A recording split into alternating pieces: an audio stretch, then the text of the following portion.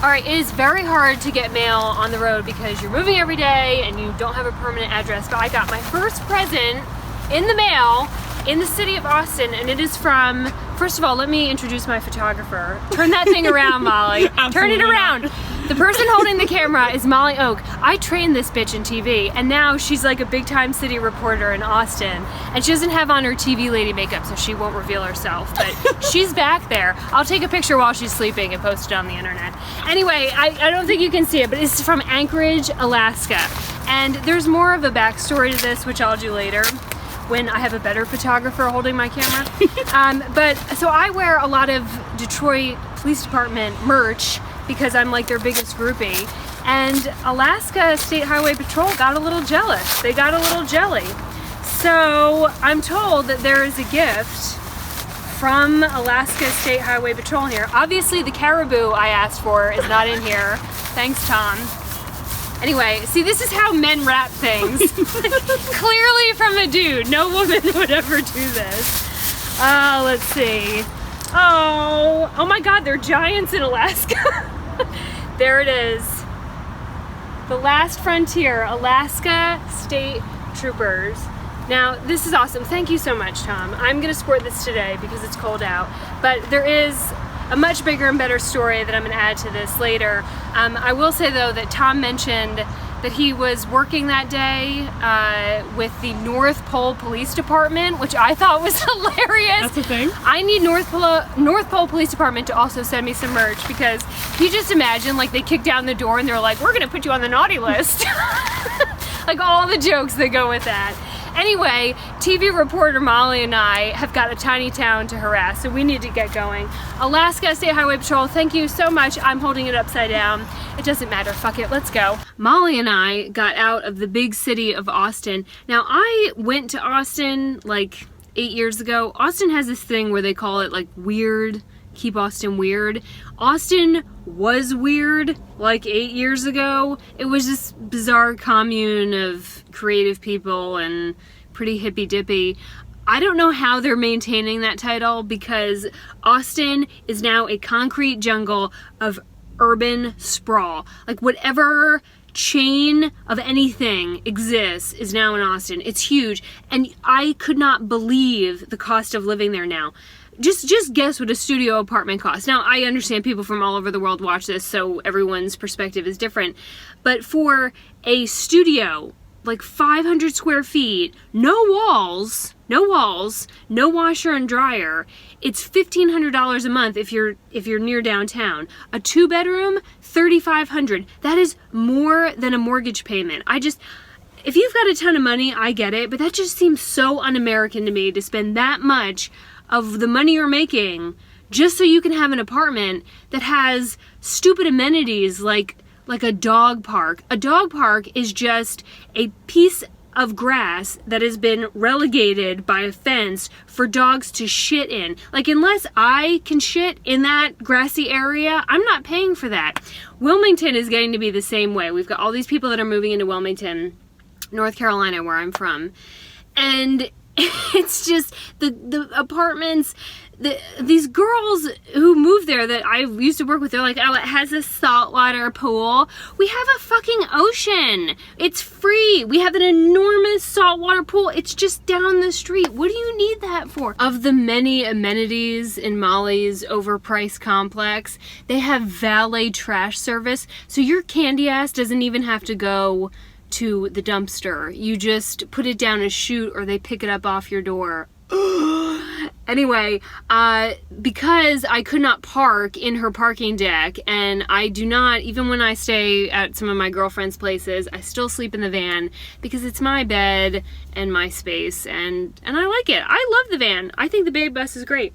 Anyway, I was basically in a parking lot nearby, and I could not get to the lobby in time in the morning, so I had to dispose of atomic bomb lay shitter. I'm not gonna unpack that for you, okay? If you're confused, watch the other videos. Anyway, I like triple bagged it so it would be fine, and I knew that her complex had a dumpster like around the way, and it was early in the morning, so I just bag it all up And, you know, this is a normal thing in van life.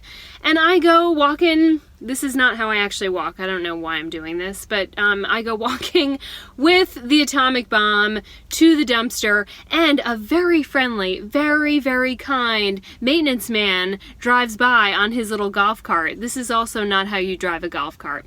Anyway, and he sees that I'm carrying this bag, and he said, "Oh, I'll take that for you." Now, I don't know what he saw because I didn't have his perspective, but I know what I felt, and I'm pretty sure what he saw were my eyeballs like bulge out of their sockets, and I just like a reticulating pipe, like no, it's the precious. And he was so insistent. He was like, "Oh, it's okay. Like, you don't have to walk all that way. I'll just take that for you." No, the precious. I wouldn't give him the bag. I would not give him the bag because I don't want him to have to experience that. I mean, it was fine. It was super bagged, but I just about lost it. That poor man. He could not get that bag from me for anything in the world. I was like, I'm going to have to choke this man out if he tries to take it from me. I feel like a judge would understand, though. I would tell her the story, and she'd be like, "Oh, yeah, I would have killed him, too."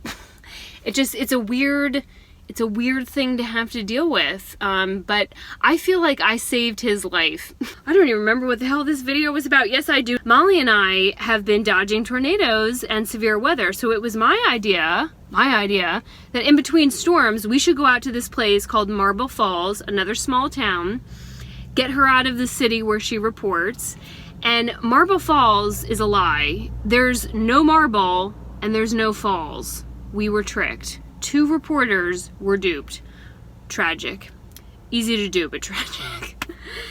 Anyway, so I had the brilliant idea that in between storms, we would go strawberry picking, because how adorable is that, right? Just get on our Ugg boots and go frolic out in the ankle-deep mud. Because of the storms, the mud was, it was everywhere. They had goats and horses, and those were cool, but we got filthy.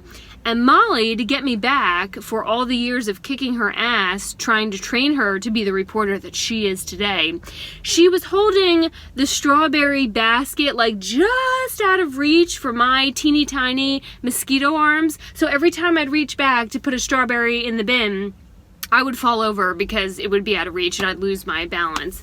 And subsequently, I discovered all these new yoga moves in the muddy field because I kept losing my footing. Like, we named one of them the strawberry sprawl. There was also the strawberry straddle and all the jokes that go along with that. I can't wait to tell all the other van lifers that they can do these poses that I came up with in their van, right? And then drink some herbal tea. I'm gonna be their queen. Oh, anyway, I got her back. Because when I took the camera back, Molly, who's like a giraffe, she's super tall. Everyone is super tall to me. She ate it in the mud, and I got the video of it. So that's what you get, bitch. Love you. That's what friends are for. Everyone needs a friend who's willing to let them fall on their face in the mud, videotape it, and then put it on the internet. Girlfriends! This hoodie is more than just a hoodie, and I'll tell you why. The Trooper Tom, who sent this to me, he also included a note that his 2 fellow trooper and a sergeant were recently murdered in the line of duty by some guy who went nuts, and when they came through the door, he put a bullet in both of them, and they got to breathe their very last breaths on that floor. And when you're in Alaska, Trooper Tom was telling me that there's sometimes a 3-hour response time. 3 hours. And so they died alone, and probably thinking about their families. I was very grateful that he shared that story with me, because in my community, Wilmington, North Carolina, Columbus County, right before I left, we lost State Trooper Kevin Connor, who was engineered to be the nicest guy you could ever meet. I mean, he probably pulled over everybody with a giant smile on his face. And I went to the funeral where troopers from all over the country came to be there, and I remember seeing Kevin's little boy hold his dad's hat and the flag, and everyone, including myself and a bunch of grown-ass men, were crying so hard we were shaking. It was traumatic. Anyway, So, all that said, thank you so much to all of our first responders. I know a lot of retired officers watch this channel because after dealing with the public for years, they're hoping to go out on the road themselves. And Trooper Rich and Sergeant Johnson, you are now riding co-pilot in spirit as the Babe Bus heads north. Thank you so much for your service. Thank you all first responders for your service. And let's go dodge some tornadoes and post this video to get Molly back. I'll see y'all later.